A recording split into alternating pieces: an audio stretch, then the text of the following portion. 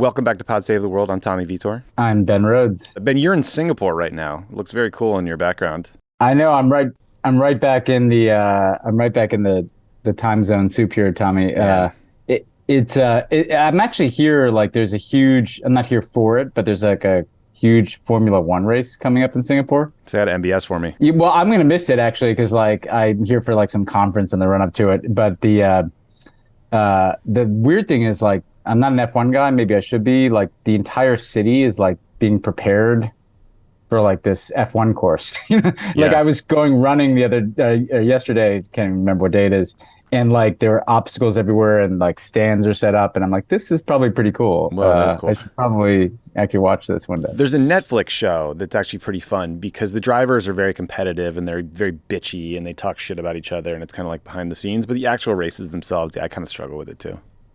I mean, at the end of the day, it becomes a bunch of cars driving around. But I mean, that's cool if you're into it. I mean, I should probably, and people are going to add us on this, but I'll watch the Netflix show. I'll start there. Yeah. I think it's called Drive to Survive. Anyway, we got a lot going on today. There is a new right-wing government in Italy that we're going to talk about. That's very fun. The protest movement in Iran is growing day by day. There's a lot of news out of Russia and Ukraine. And then, we'll talk a little bit about how British Prime Minister Liz Truss is making a name for herself early. Jared Kushner is getting his flowers. The latest on the Mar-a-Lago document saga. Some news out of Cuba, some news from NASA, and then the CIA started a podcast, Ben. And then last week, Ben, you talked to the man, the myth, the legend, Senator Bernie Sanders. What'd you guys cover? Yeah, it was just an awesome conversation with Bernie. So he's been out front and warning about the dangers of Bolsonaro trying to work around the results of the upcoming Brazilian election, threatening a coup, frankly, again and again. Bernie has a resolution that he's introduced that we've talked about that not only expresses concern about this, but expresses the Senate's view that the U.S. should not provide any support to a Brazilian government if it so happens to be a coup. And interestingly, also makes the point that should be the policy of the United States around the world. Notably, he doesn't have a single Republican signed on to this resolution, which should be pretty straightforward. Like, you don't want a country of over 200 million people to have a military coup. So we talked about that. We talked about kind of efforts to fight authoritarianism around the world broadly. Bernie talks, I think, very powerfully at the end of the interview about why people should care about foreign policy, kind of really on brand for this show, Tommy. Given his obviously his very ambitious domestic agenda, he connects it very well, what has to happen here to what has to happen around the world. Apparently, we're not the only country with oligarchs and inequality, so it does require a global focus to deal with. Remember then when the knock on Bernie in 2016 was that, like, he didn't know foreign policy or care about it and focus on it? Now he's actually doing like a ton of really interesting stuff, specifically this resolution. He does. It's interesting. Like, he doesn't talk about it in the conventional way. Like, he doesn't go out and beat his chest at like the 3 or 4 adversaries that get your attention for being your chest at in Washington, but he follows events around the world and he sees, I think, the need for solidarity around the world for people fighting for democracy and social justice. So people should check out the interview. It's great on Brazil and great on how Brazil fits into this global struggle that we are right in the middle of. So let's start in Italy because this is a big deal. So this result was expected. Voters on Sunday elected enough parliamentary candidates from a collection of far-right political parties so that Italy now is on the cusp of having or installing the most right-wing government since Mussolini. It's not a qualifier. A good phrase. The coalition will almost certainly be led by Giorgia Meloni from the Brothers of Italy party, which, Ben, they got 4% of the vote in 2018. They were kept out of the past 2 government coalitions led by Prime Ministers Conte and Draghi, but on Sunday got the most votes of any party, I think a quarter of all votes. So Meloni is a 45-year-old. She would be the first woman to serve as Prime Minister of Italy. She's known, she seems like a MAGA Republican. She's known for trolling the left, being anti-immigrant, being anti-LGBT, and kind of proudly playing footsie with the legacy of Benito Mussolini in Italy's fascist history. This right-wing coalition was able to take power because the previous government, Prime Minister Mario Draghi's coalition, unraveled. The Italian left is this fractured mess, and these right-wing parties took advantage of the situation by banding together. So now the question becomes, like, how will they govern? One member of the new coalition is someone you might be familiar with, the head of the Forza Italia party, led by former Prime Minister Silvio Berlusconi. He's quite literally like a Putin stooge, a Putin buddy. He recently defended the Russian invasion of Ukraine, saying that Putin just wanted to replace President Zelensky with, quote, a government made up of decent people. So that's worrisome. Meloni hasn't gone that far. She said she supports giving weapons to Ukraine, but there's concern her position could change if there's, pressure from the right or, energy prices keep spiking. So, Ben, the silver lining here, I guess, is that it's much easier to get elected prime minister in Italy than to keep the job for any amount of time. I'm curious how worried you are about this result or, the prospect that Italy could join, some sort of far-right bloc with Hungary, maybe this new right-wing Swedish government, and play a kind of spoiler in the G7 or other international forums. I mean, it's always worrisome when fascism takes root in Italy. That's tended to be the first domino to fall in bad situations. Look, to step back, like, why did this happen, and what does it mean? Italy has had basically 2 decades of pretty punishing economic malaise and chaos, and so 11 governments in 20 years. Yeah, and they suffered really bad in the financial crisis, and then they didn't get as much attention as Greece. They were bigger and not in as dire straits, but they've been kind of on the wrong end of globalization and its trends for a bit now. I'm not saying that excuses it, but I think we have to try to understand why this is happening in Italy. And then the other thing is, as you mentioned, that the left is kind of completely fallen apart and fractured there, and the right is like, it's got these mixture of populists, but then I was watching the rally before the election, Tommy, and Silvio Berlusconi, you mentioned. I mean, I don't know how old that guy is. Like 85. He looks like he's literally embalmed. And he has all this money and media footprint and just doesn't go away. Yeah. And part of what's so remarkable about this turn of events is that Mario Draghi was, by all accounts, like perhaps the best leader in Europe. Like, he's this very capable guy that was addressing the economy. He was like getting them out of COVID, and it's just not what people wanted. And so what does it mean? I mean, I think it's a real problem, right? Because we've kind of gone country by country as these right-wing forces have kind of tried to ride a wave into power, and most of the time they don't make it. And what you've always worried about is them breaking through in one of the kind of big foundational countries of Europe. And Italy is obviously one of those. So it is something that'll probably give momentum, motivation to other far-right parties across Europe. There is this danger of, like, as you mentioned, her potentially kind of making common cause with this kind of international far-right nexus that is evolving. Orban's obviously the center of that. You got plenty of American, grifters and creeps who'd want to go over there and latch onto this. I do think that, as you also mentioned, though, like, as we'll get to later with Liz Truss, who's obviously not quite as problematic, the recipe for success in government is not particularly clear. No, it is not. There's serious economic problems. I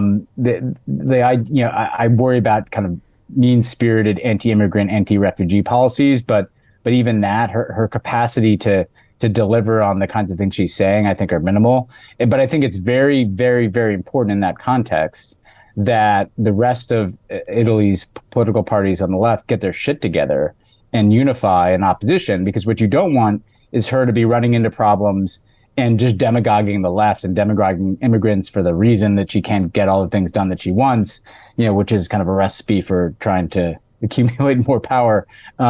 So look, you hope that she moderates a bit from where she's been in the past, that Italy's kind of chaotic politics is guardrail in and of itself. But, a worrisome reminder that, you're not out of the woods after one election in one country. This is like going to be a decade-long effort to beat back these far-right forces. Yeah, I mean, like, speaking to your point, I mean, Italy is still sitting on a ton of debt. That's sort of a legacy of the financial crisis that might force her to moderate a little bit and not piss off the EU too much, because she wouldn't want them to cut off aid. There's also the sad reality that, immigration from Northern Africa into Italy used to be a huge challenge. And basically the Italian government has paid off the Libyan Navy to just pick people up and throw them in these ad hoc prisons. So it's not happening as often. So I think it's less of sort of a political focus, but for the worst reasons possible. But Ben, to that nexus you were mentioning, Giorgia Meloni, she will likely be the prime minister. They haven't finished the process yet. It'll take a little while. Yeah. She went to CPAC in the United States twice. I watched Steve Bannon and that schmuck Matt Schlapp cheering her victory and then talking about how, Bolsonaro's next and they're keeping an eye on that one. And, oh yeah, boo-hoo, the left calls us fascists. Well, this is who they're in league with. But this is who they are. I've been seeing these debates. Their origins are in the Italian fascist movement. Oh, their logo was a nod to the Mussolini era logo. Yeah, they have she was in the youth league. Whenever you hear about the youth league, you get a little concerned. I mean, and part of this is that it seems like there's been a bit of a whitewashing of aspects of Mussolini's past. He wasn't. I think the line goes, well, he wasn't as bad as Hitler, or he made one mistake in joining up with Hitler. No, Mussolini is a guy who came to power terrorizing his fellow citizens. He's someone who brutally invaded Ethiopia, massacred people, who collaborated fully with Hitler's policies with the Holocaust, right? So I think that part of this is just, you start to whitewash history and then it comes back, and that's what we're seeing in a lot of places. And I think we just have to realize that this isn't a fire drill. This is happening in a lot of places, including in America. Yeah, straight up fascism. The other really seismic political story that's happening is we're approaching nearly 2 weeks of these massive protests in Iran. They started in response to the murder of a 22-year-old Kurdish woman named Mahsa Amini. She was arrested by the so-called morality police for not wearing a hijab to their satisfaction. I think she actually had one on. She was taken to a re-education center. She died 3 days later from whatever these evil goons did to her. But as so often happens when people find the courage to take to the streets in big numbers like this, the protesters' demands have evolved and grown into calls for more fundamental political change and the end of the current political regime. On Sunday, one of the biggest teachers' unions in Iran called for a nationwide strike, so these protests could get even bigger. The security forces have been cracking down really hard. There's reports of, thousands of protesters arrested, dozens killed, them going house to house, rounding people up. But what's remarkable is that a lot of protesters are physically fighting back against these security forces, and a lot of analysts are saying that's really bold and new. Last week, the U.S. imposed sanctions on Iran's morality police. Canadian Prime Minister Justin Trudeau said Canada is going to do the same. So, Ben, it's hard not to be incredibly inspired by these protesters, especially these Iranian women who are removing their hijabs in public at great personal risk. Just before we recorded, my friend Roger Bennett from the Men in Blazers podcast sent me a clip of the Iranian national soccer team who wore black jackets covering their national symbols during a game today, during the national anthem, in solidarity with the protesters. So again, you have to imagine those guys are huge deal. Yeah, a huge deal, very public, massively embarrassing for Raisi and the current government. In the U.S., the debate is a little more narrow. People are pushing President Biden on whether he's going to continue negotiations over getting Iran back into the Iran nuclear deal.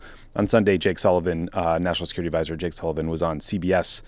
He got asked this question. He basically said, yes, we're trying to keep them from getting a nuke. We can walk and chew gum at the same time and call it their human rights abuses.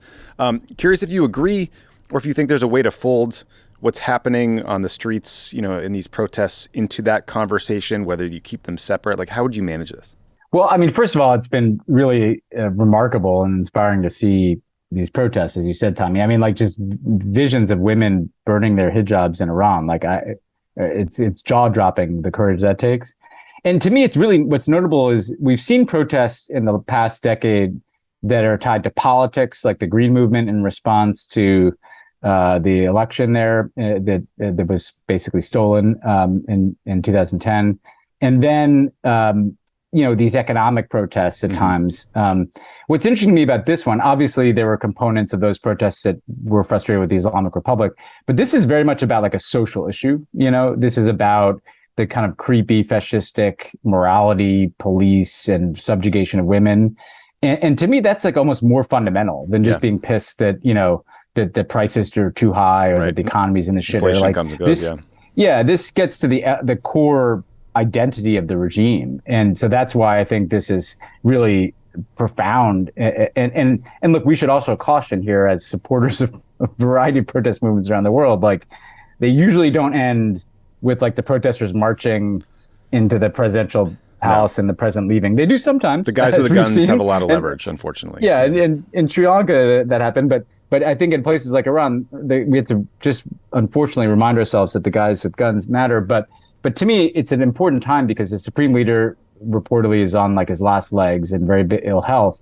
So I do think there's a hope that in the kind of coming years, and this will take years, that the combination of these kinds of protests and this kind of mobilization with maybe some political change around a succession, you would hope that that leads them not into an even more dug-in hardline position, which is usually what happens in Iran, but that cracks start to show that maybe at least there's some changes made with respect to women's rights, and that can be a pathway to political change. And for the U.S. standpoint, I mean, look, I mean, it's not like the nuclear deal felt like it was, on the doorstep of happening. No. So I think it's quite challenging to begin with. And this will consume, I'm sure, the attention of the Iranian government, who's made things worse by having this kind of sham election last time where they only let hardliners run. So Raisi's president. I do think Jake's right. I mean, like, why wouldn't you want them to not get a nuclear weapon? Yeah, it seems like ongoing concern. This always comes back to like the idea that the Iranian nuclear deal is framed by its critics as some massive reward to Iran, when in fact it's like a massive win for us and other people who don't want Iran to have a nuclear weapon, for a fairly marginal amount of sanctions relief. I think they're right to continue to explore and pursue that. I do think that this is obviously going to preoccupy the attention of the Iranian government, and you hope that, frankly, Jake's right too. You can do both things at the same time. Like, there's no reason we can't fully support the aspiration of protesters and shine a light on what they're doing, while at the same time trying to stop Iran from getting a nuclear weapon. Right. Speaking of adversaries with nuclear weapons and why you might not want others to get them, lots of news out of Russia and Ukraine. So we talked last week about the Russian partial mobilization, which I think in the U.S. we'd call a draft. It is starting to look a lot less partial than initial reports seem to suggest. The Russian military there's lots of videos of this, going into poorer ethnic regions of Russia. They're trying to round up as many young men with military experience as possible, maybe give them a couple weeks of like refresher training, and then just throw them at the front lines to prevent further territorial losses. It's not clear how quickly Russia is going to be able to mobilize a significant number of guys, and whether they'll have the infrastructure or the equipment to do more than just kind of throw bodies at a line, but at a border. But they do have a lot of numbers.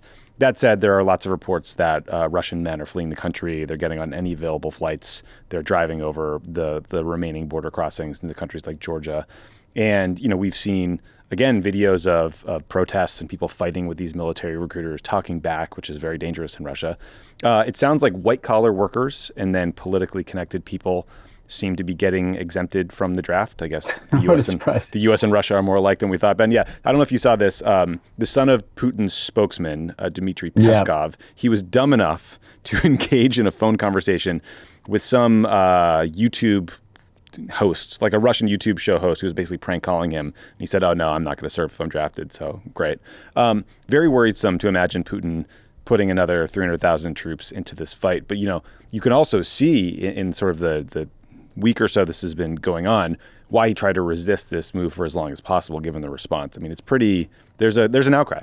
It's not small. Yeah, this is like legit. And I mean, you have to remember that this is unlike anything Putin has done before. I mean, I think sometimes we create an aura of inevitability and invincibility around dictators and autocrats.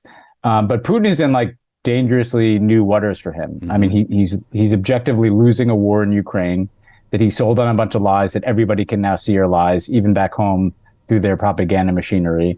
And now he's implicated people's very lives and the sustainability and survivability of whole communities in Russia.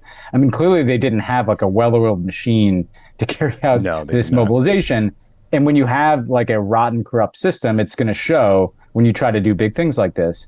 And what it's shown thus far, as you said, is like this really gross targeting of ethnic minority populations in Dagestan or in the far east of Russia. We're actually in some of these smaller rural communities taking all the military age men, could actually endanger the lives of everybody who's there, because these are, subsistence farming communities. All this is to say, like, I think you're going to see real sustained blowback to this, and the risk for Putin, kind of political instability and sporadic violence and even periodic kind of loss of control over a community here or there in Russia is becoming a very real thing for him. Yeah. I think you also see, notably, we've talked about this, that the neighboring states, the Central Asian governments that are usually kind of like seen as fairly, up Putin's ass, they're distancing themselves from Putin on this. You're seeing criticism.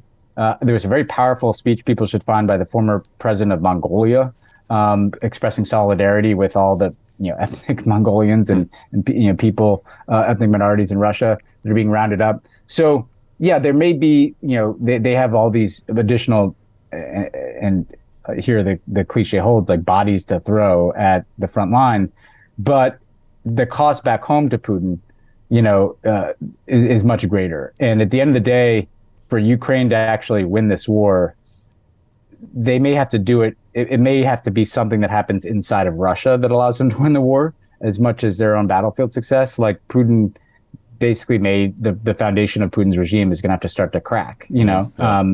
And maybe it feels like we're watching the beginning of that. But this too, like as with Iran, this is going to play out over a long period of time. Yeah, this is years, not months. Yeah, and look, I hope some of these neighboring countries around Russia will let these men and women and families who are trying to escape and not close off the border. I can't imagine why we would not try to let fighters get out of there. And also, this is a very small point, but it's been hard and gross to watch, like, a lot of like kind of American social media reactions, like kind of mocking, making fun of, laughing at, taking joy in seeing these Russian men getting rounded up and pulled into the draft. Like, they're human beings. They don't want to fight. They don't want to die. Like, we should support that, not scold them. It's just kind of disgusting. Yeah, this really bugs me, right? Because if you are like, look, I get if you are sitting here and you're pissed at oligarchs and you're pissed at kind of, Russian far right types, or even like some of the Russian body politic that has supported Putin. But man, if you're like some 25-year-old like ethnic minority in the far east of Russia, like I don't think you're exactly been like fundamental to Putin's like rise to power here. No. And you be like a keyboard Twitter Ukraine warrior and taking shots that's not your target. It's good to I support people being Twitter Ukraine warriors, but these are human beings who like just drew the wrong straw at birth to find themselves growing up in Putin's Russia. Again, I think there are lots of Russians who were complicit in Putin's rise, including, I think, some of the general public that kind of got whipped up in this nationalist frenzy. So I do think it's complicated. There are elements of Russian society that bear responsibility for where we are, but like particularly when you get into conscripted 18-year-olds and shit. I mean, these remote places and these 18-year-olds, it's just the human tragedy of what Putin's done. Yes. Now, what you hope is that the rest of the Russian public increasingly takes it on themselves to stand up and oppose this. And once they shatter that fear factor inside of Russia, it's going to be very hard for Putin to put that back in the box. Yep. And this is what, again, like to plug, but Another Russia is all about, the podcast I did, if people want to check it out, because it's about a guy, Boris Nemtsov, who was not afraid of Putin. And if there are more and more Boris Nemtsovs, that's how this war ends. Yeah, agreed. The other sort of big development that's happening concurrently is the Russians are pushing forward with these referendums in eastern Ukraine and the Donbass region.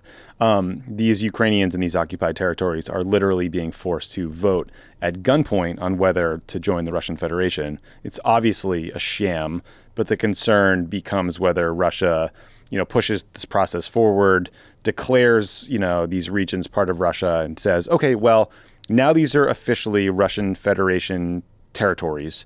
So if you attack us here, we will respond as if you attacked Moscow, the implication being like a nuclear umbrella would be extended over these regions, et cetera. Obviously, that's like nonsensical, but none of this is logical, right? So the results could also be used as leverage in a future peace negotiation with Zelensky.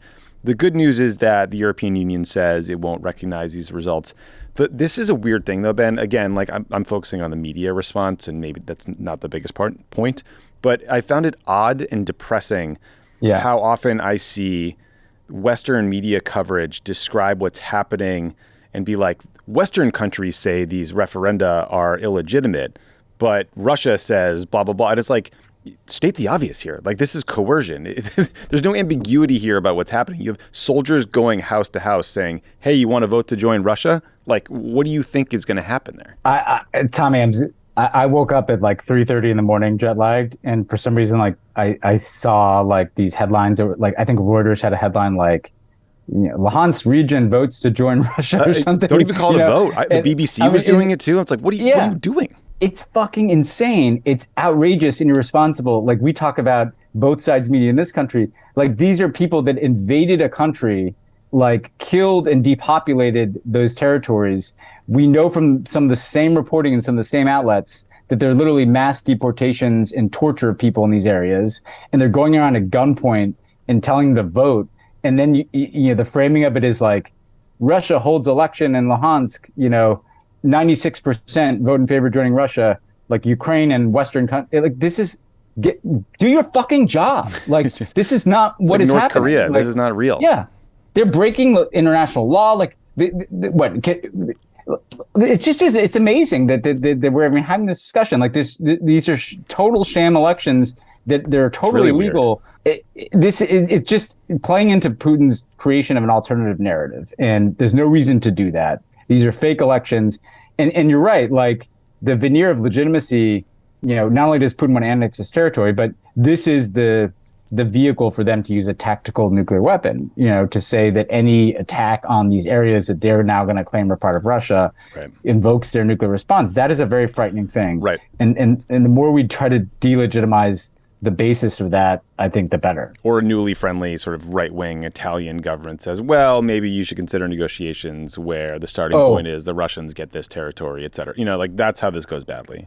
No question that quietly what you're going to, what you hear, I think, in some of these places in Europe is like, well, why can't we just let them have, the Donbass and call it a day, And the answer is, like, I want peace negotiations as much as the next guy, but I stopped really pushing for this as something that should happen when I started reading about the mass graves and the massacres and the torture of civilians under occupation. I don't think Zelensky could allow for his civilians, his citizens to live under that. It's not feasible. Yeah, imagine asking Americans to say, like, well, we should just kind of let New England become like an internment camp for everybody who lives there and let it be repopulated by invading Canadians. And like, it's not something any nation would choose to do. No.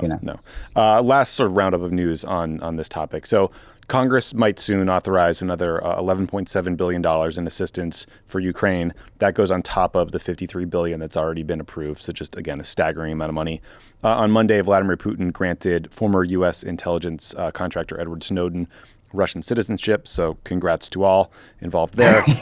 On Monday, Ukrainian intelligence warned that Russia is planning to carry out massive cyber attacks on Ukrainian critical infrastructure, and they also warned that they might be planning to attack critical infrastructure of Ukraine's allies. So again, lovely. And then this was very weird. There's a horrible shooting at a Russian school by a man wearing Nazi symbols, killed 15 people, including 11 students.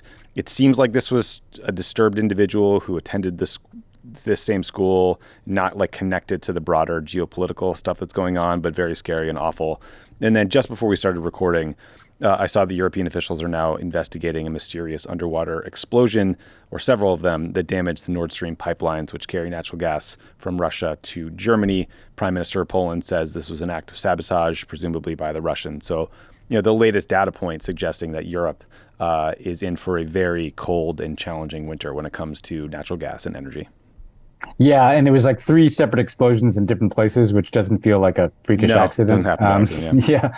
So, I mean, all these things, Snowden aside, it just feels like this war is escalating, right? And this is what happens when you start a war with no discernible endpoint. And that's like Zelensky's like, hey, we got to accelerate the response to stop this. Which, look, I get that. Yeah, because like the longer this war goes on, the more more escalation there's going to be. I mean, Putin's not the kind of guy that is just going to take his cards and go home. So I think we should be prepared for like more strange and asymmetric Russian efforts, like the pipeline explosion, like cyber attacks. Like, one of the dogs that hasn't barked in this conflict is cyber attacks in the U.S. and the West. But I'd expect that Russia's been trying to do that. Somebody must be doing a pretty good job preventing it. But we should be in for more surprises here, unfortunately.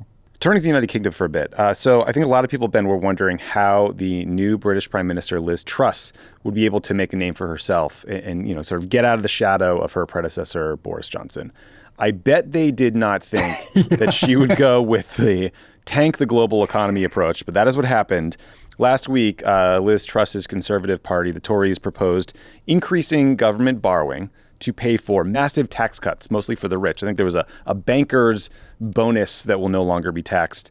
That move sent the value of the British pound plummeting, and it cratered the American stock market as well, because every economist on the planet was like, hey, all the things you're doing are going to exacerbate already high inflation. I think the UK is at like 10% inflation. So this sort of Reagan-era tax policy announcement also comes as the British government is going to have to put in place subsidies to cap the price of energy for British citizens because the energy costs are skyrocketing.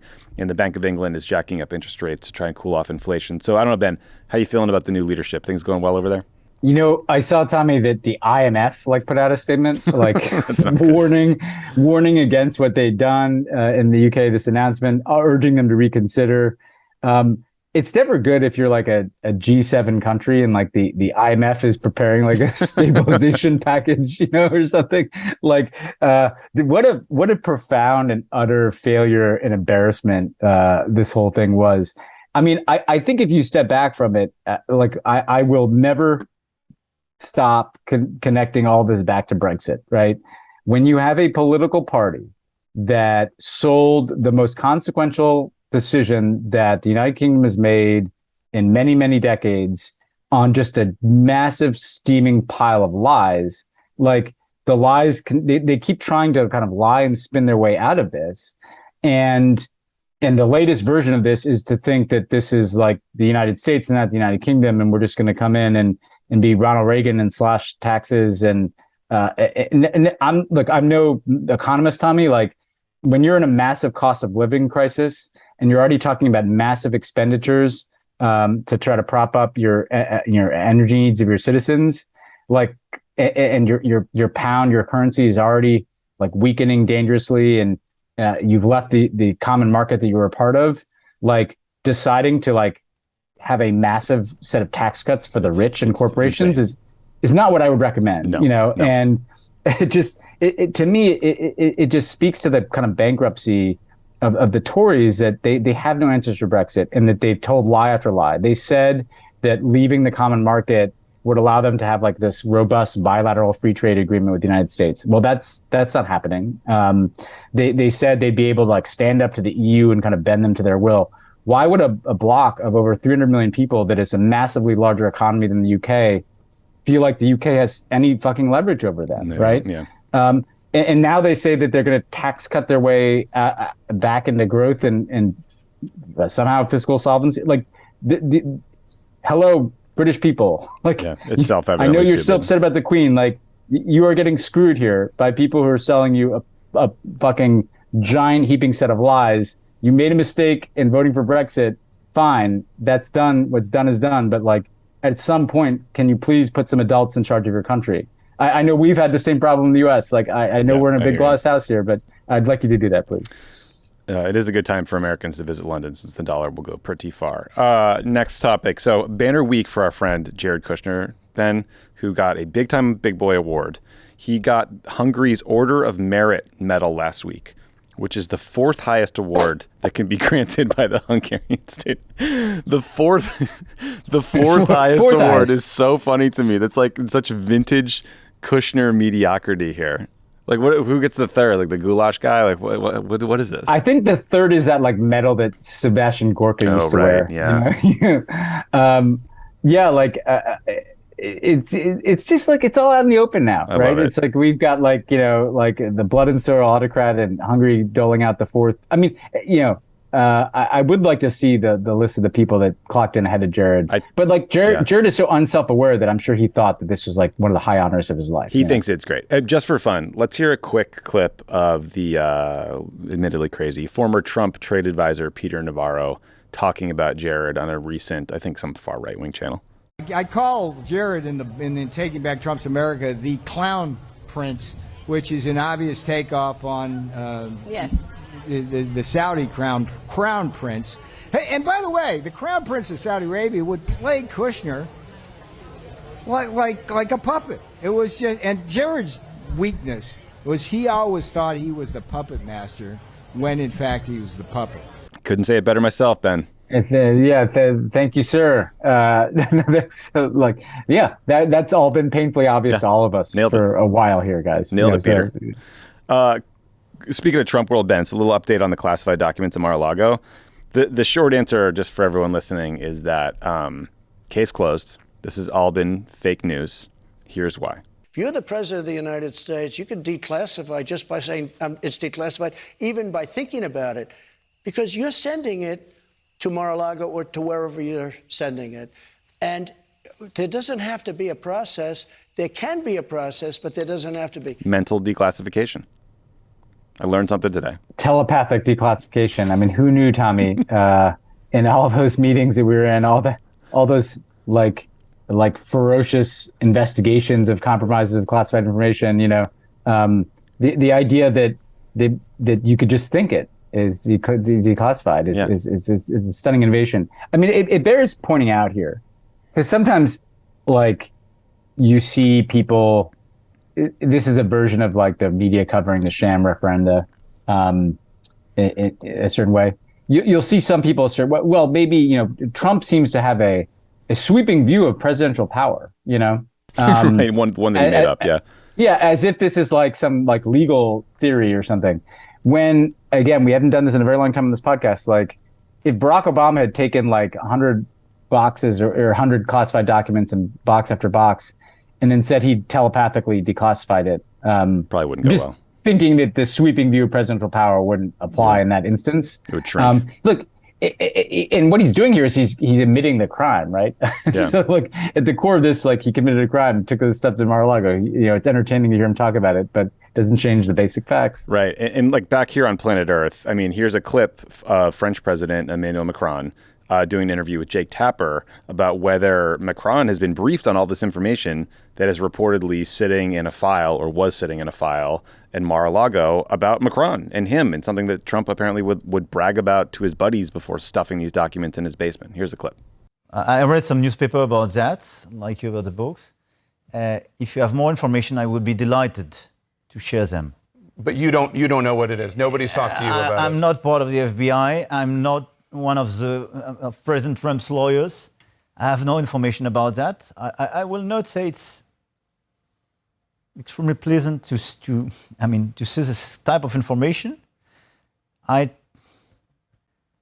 try to be less paranoid each day, so I'm cool. I'm here, and I would be delighted to have more information, but it's not on my side. I'm cool. That's a pretty good answer. Not sure what else you could say there. Pretty good answer.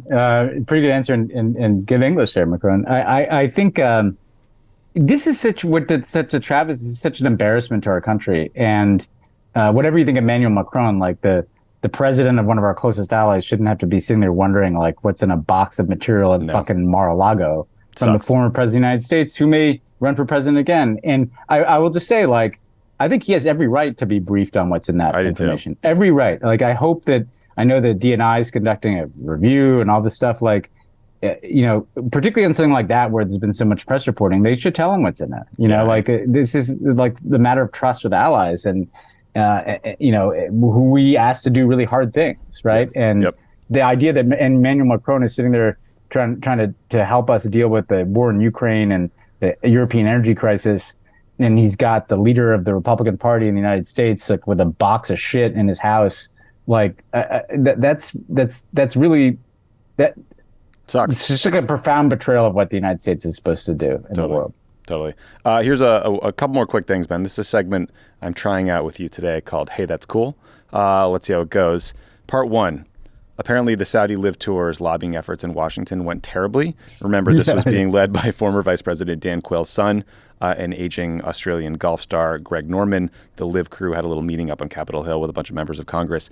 A guy named Tim Burchett, a Congress from Tennessee, attended, and he was quoted in a Slate story saying he could barely understand what Greg Norman was saying because his accent was so strong that regardless of what he was saying that he couldn't understand, it was all propaganda from, quote, billionaire oil guys. And finally, that the food was terrible, too. So that's cool. I like that. Hey, that's cool. It gives me a little hope.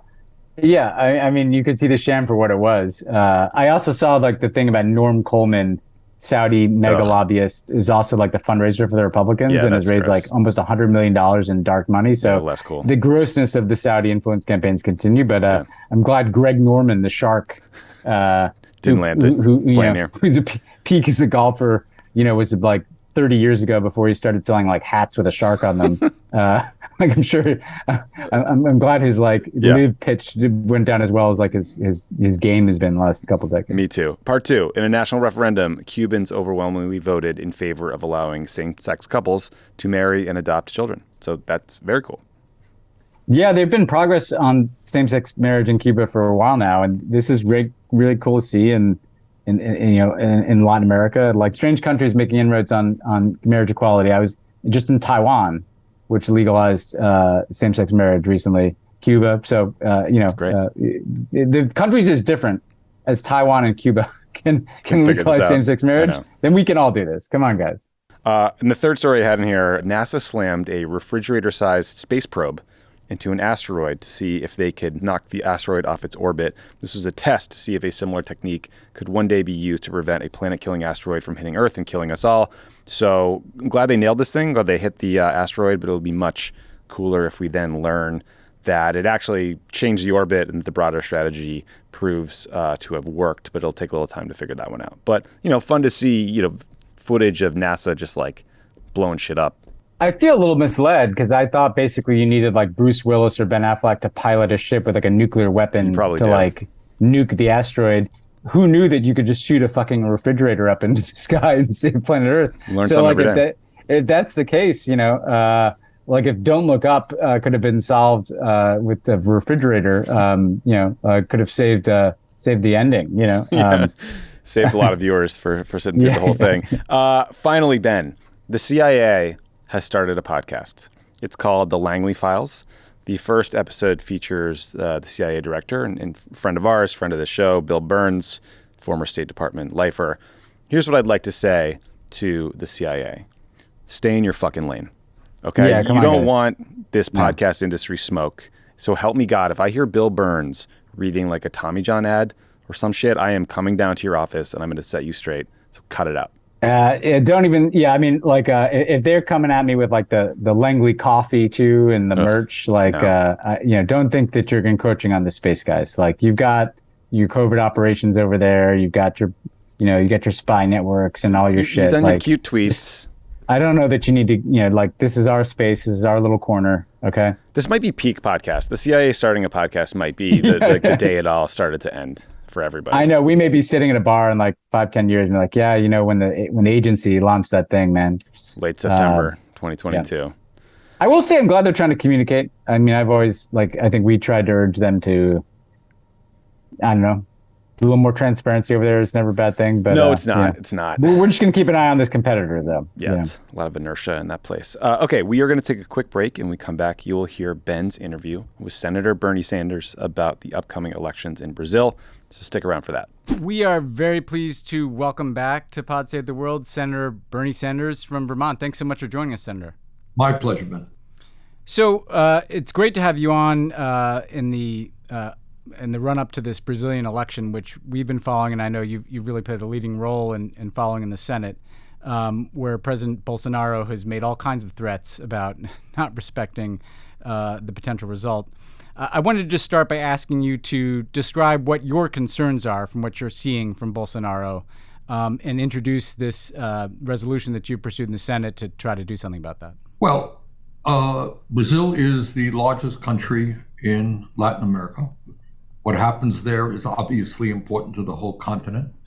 Brazil turns out to be one of the largest democratic countries in the entire world. So at a time when we are deeply concerned about all of the attacks and threats against democracy, it's important that we take a hard look at what's going on in Brazil, which, as you know, not so many years ago, lived under a military dictatorship. And what's going on is they have a president who is very Trump-like. I think he's learned a lot from Donald Trump. In 2018, and we have a whole long list of quotes. Yeah. Before he won the election, this is what he said, quote, "I will not accept an election result that is not my own victory," end of quote. Then more recently, in 2021, he said, and I quote, "There are those who think they can take me from the presidency with the mark of a pen. Well, I say to everyone, I have only 3 possible fates: arrest, death, or victory. And tell the bastards I'll never be arrested. Only God can take me from the presidency," end of quote. It doesn't sound like somebody who strongly believes in the will of the people or the democratic process. So that is what the concern is. The concern is, and a couple of months ago, I met with a wonderful group, cross-section of people from Brazil. And they came to the office and they expressed deep concerns about the possibility of a military coup or just the reality that Bolsonaro might not accept the election results. Yeah. And what we are trying to do right now, I've introduced a sense of the Senate resolution along with Senator Kaine, who's the chairman of the relevant subcommittee, which is pretty simple. And it says that if the government of Brazil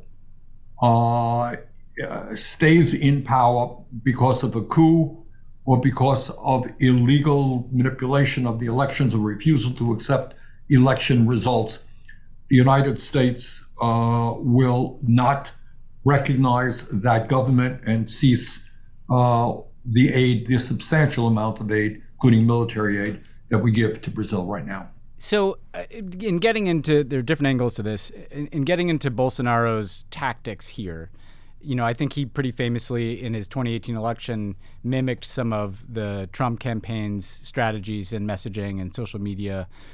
We've seen Trump obviously have a warm relationship with him when he was in the Oval Office, but we've also seen kind of Trump people, MAGA people like Jason Miller head down to Brazil.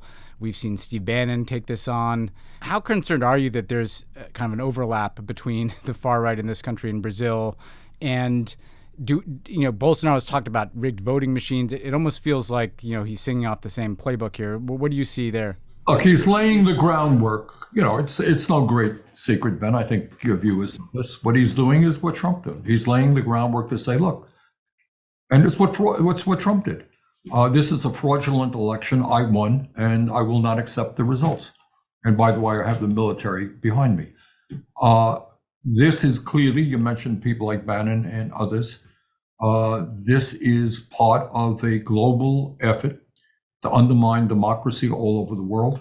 Whether it's France, the UK, countries all over Europe, you're seeing the growth of extreme right-wing organizations.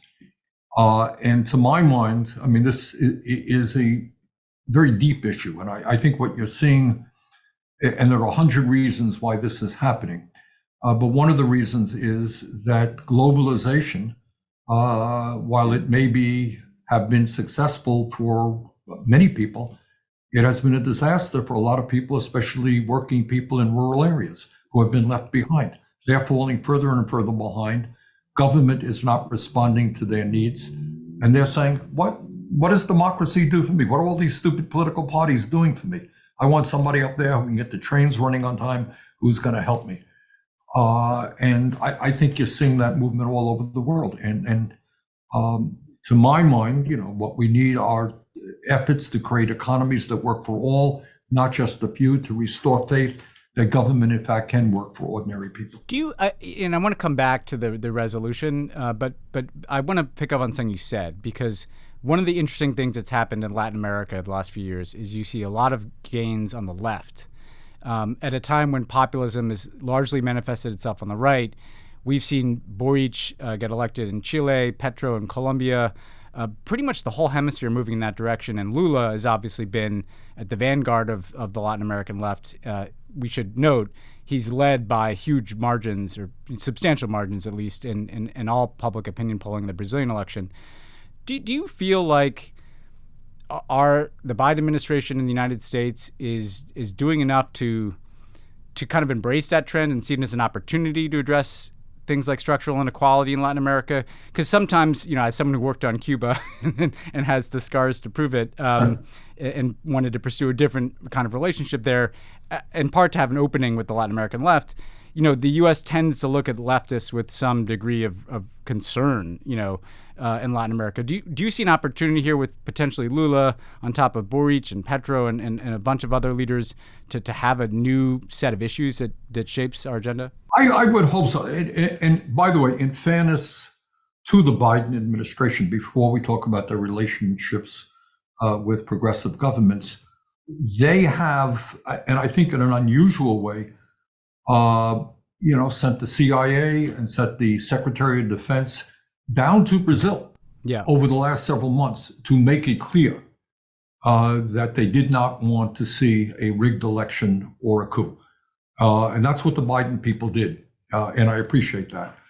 When you talk about the United States government's relationship with Latin America, better than I do, the very sorry past that has existed. The overthrow of people like Salvador Allende, and numerous other, the invasion of Grenada, the intervention in El Salvador, the government, overthrow the government in Guatemala. I mean, it's a past in which we've had a Monroe Doctrine, which has said, hey, you're in our backyard and we have the right to intervene anytime we want. Clearly, that is not the position of the Biden administration. Are they reaching out to the progressive new governments and saying, look, if we're going to deal with issues like immigration, we understand people are leaving your countries, leaving the Central America, leaving Mexico because of horrendous conditions there. Let's work together to try to improve life for people, which will be good for your country and basically stop the huge exodus into the United States. Are we doing as much as we should? Probably not.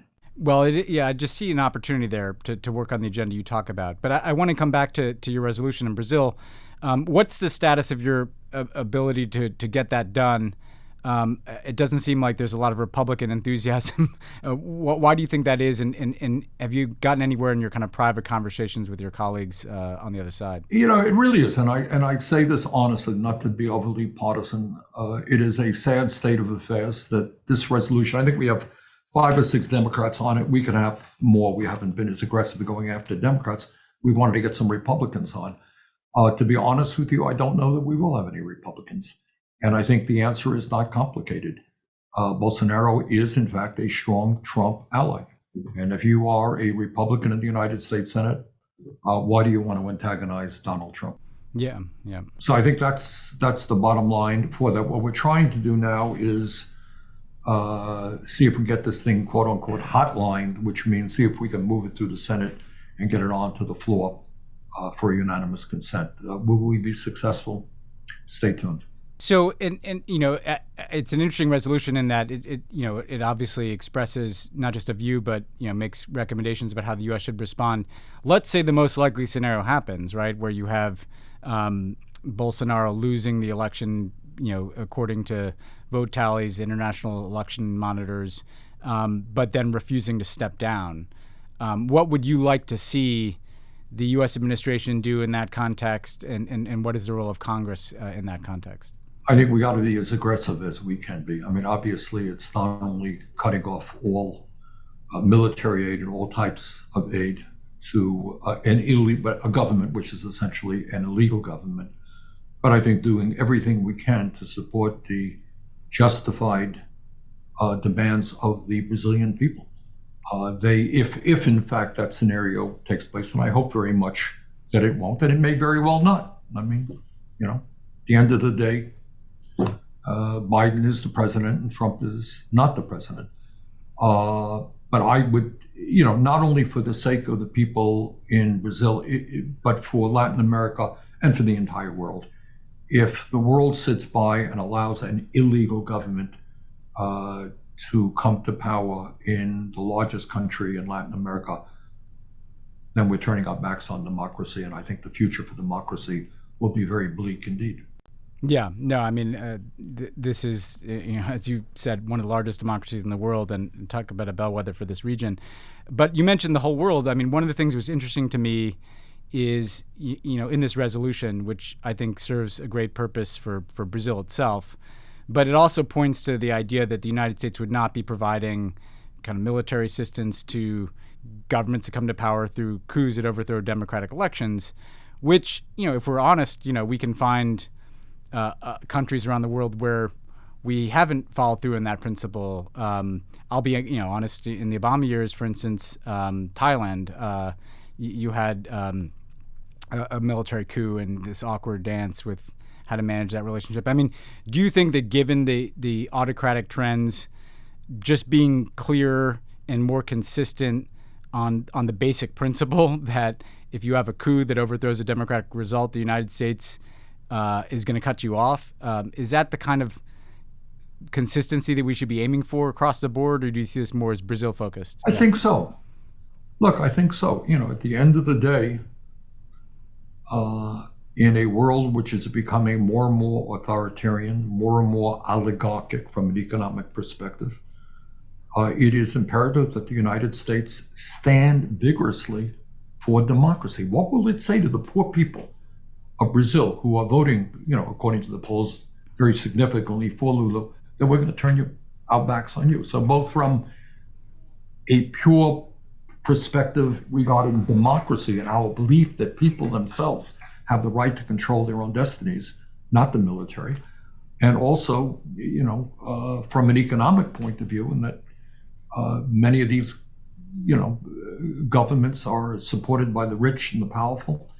I think it's very imperative that the United States stand strong and make it clear that we are on the side of democracy and we are on the side of the needs of working people who are struggling very significantly in the global economy and where things have gotten even worse as a result of the pandemic. And one last question I wanted to ask you here, because we've talked over the years about this question of democracy, which I really respect how you've prioritized it globally, even as you have such a robust agenda here in the United States.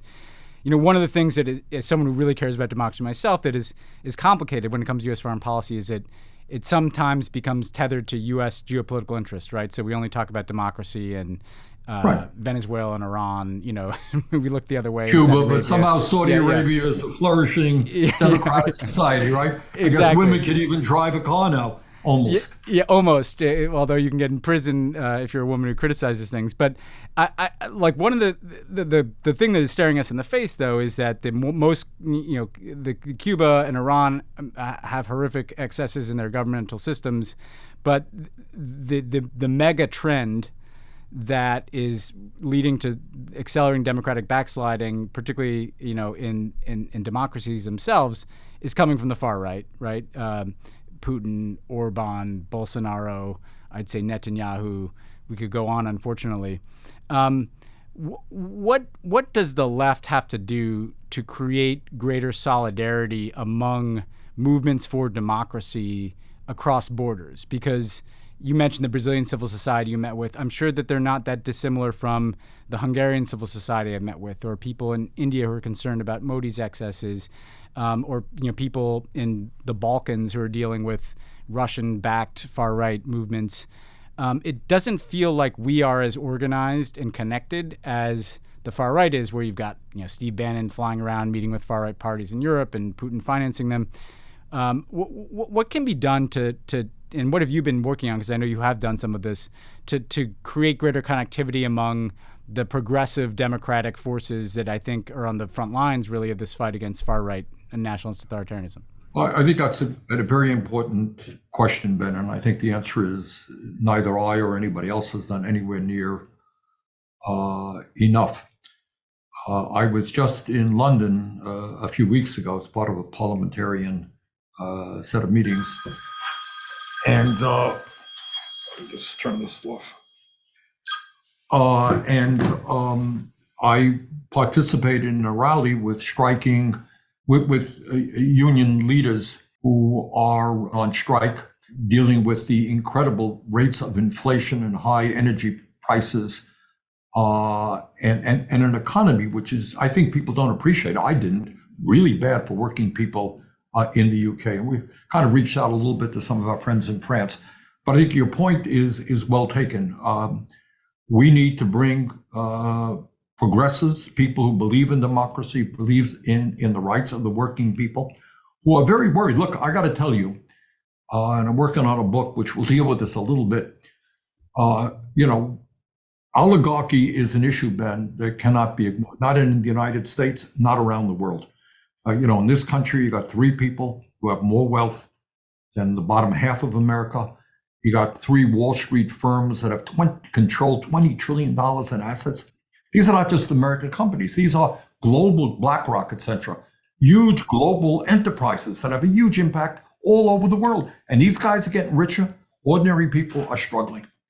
And, these are issues that together we have got to begin addressing. No, I think that's right. And look, I encourage everybody to follow the Brazilian election, obviously, and to follow your resolution.